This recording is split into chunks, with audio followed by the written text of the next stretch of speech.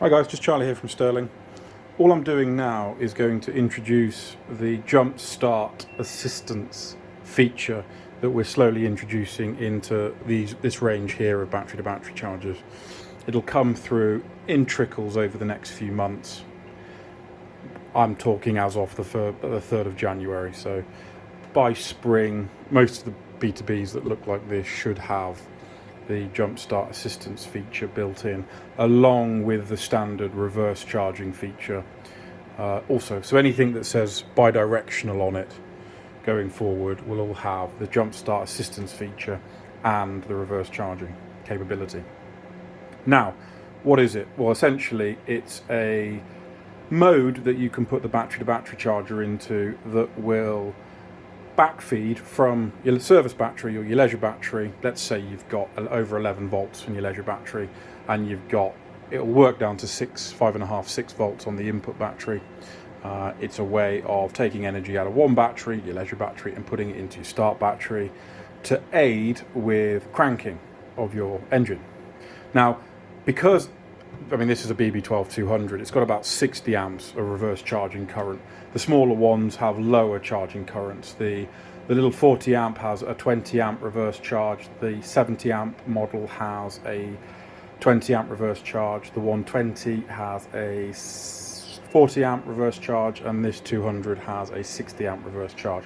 So it's more of a reverse charger that assists with cranking. It's not the equivalent of using 2 jump leads. It won't dump 300-400 amps into your start battery.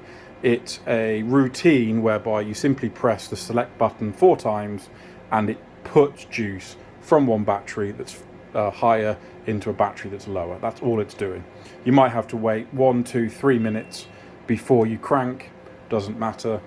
Just press the button 4 times. It will put juice into the start battery, and then try cranking in 2 or 3 minutes time. I would recommend leaving the mode on whilst you're cranking. There's no harm in doing that.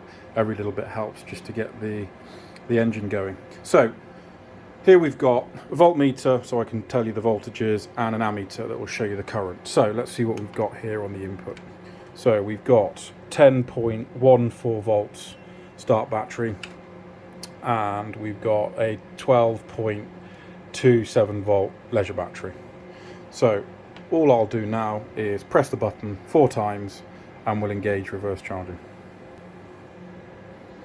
So 1, 2, 3, 4. And you'll know when it's engaged because the reverse charging LED illuminates. And if you've got the remote control connected, it will also say reverse on it. We're drawing 63 amps from the leisure battery, and our start battery is now climbing up to 11.9. And just to demonstrate the current actually going in to the lithium battery, I'll just put it around this cable here. So it's putting in 62 and a half amps or so. Now, what will happen is your start battery will fill up slowly at the tune of about 60 amps with this bigger model. Now, give it a couple of minutes, let it charge up, and then try cranking it. Fine. Now, we put a 20-minute timer on here, so you can either wait 20 minutes for the start battery to charge up. After 20 minutes, or what will happen is the reverse charging LED will turn off, the reverse feature will turn off, and it will just revert back to the way it was before. And then you can simply press the button 4 times again to re-engage the Jump Start Assist feature. If you don't want to wait 20 minutes and you've already got the engine running, after 2 or 3 minutes, simply press the select button once, the reverse charge LED turns off, and the current drops to 0 amps. If it's not quite enough and you want to do it again, 1, 2, 3, 4,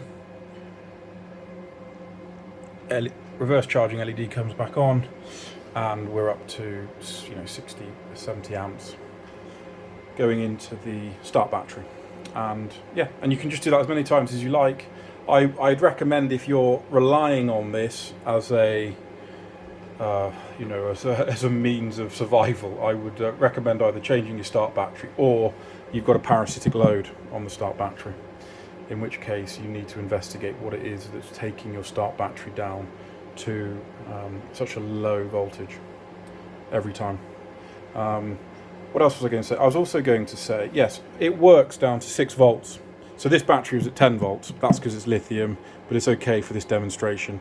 But this will work down to 6 volts on the input, provided those LEDs can come on, because it needs about 5 volts to run the processor inside there. It will work, and it will pull that down to maybe 10.5, 11 volts on the output. So provided you've got about 11 volts here and about 5 or 6 volts here, this system will work. I mean, I'm now pulling 72 amps out of my leisure battery and putting it into my start battery. So I'll just turn it off again. So I push the button and it's just switched itself off. And like I say, you can do that as many times as you like, or just wait for the 20 minutes to turn on. All right. Now, if you've got an ignition feed going into here, when you turn your ignition feed on, the unit will carry on reverse charging. It doesn't disable the reverse charging because, of course, just because it's got a live ignition doesn't necessarily mean you've got your engine running. All it means is you've got your ignition on. So you do need to be proactive in ensuring that once you've got your engine running, to come down and either push the button to turn it off, or if you're prepared to wait for the remaining of that 20-minute timer, then do so. But you do need to be proactive if you want this thing to revert back to normal. Just by turning that off, it will turn the reverse charge feature off, the jump start feature off, and then if you've got a live ignition, it will fire back up and just charge in the left to right direction as normal. The jump start feature overrides everything. So if you're in the middle, even if you're in the middle of charging from A to B, from left to right, and you press that button 4 times, it will stop what it's doing and put charge in the other direction. All right, thanks.